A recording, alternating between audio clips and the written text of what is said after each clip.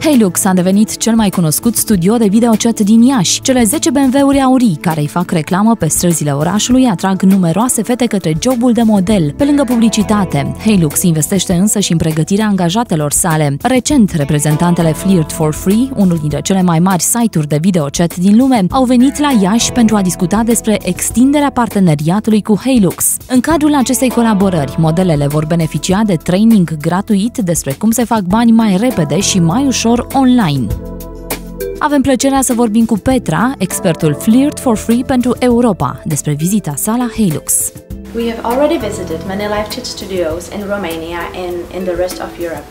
This time I am really amazed about the luxury of the new studio Hilux.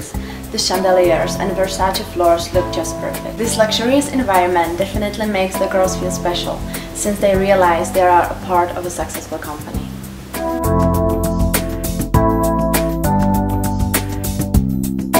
Managerele de la Hilux spun că parteneriatul dintre Hilux și Flirt for Free durează de câțiva ani. Toate trainerele de la studioul ieșan merg la Praga pentru pregătire profesională. De aceea este de înțeles de ce câștigurile totale ale modelelor de la Hilux sunt numărul 1 în România pe Flirt for Free. Este motivul pentru care Petra ne asigură că va veni din nou în vizită la Hilux ca să reîntâlnească campioanele videochatului din Iași.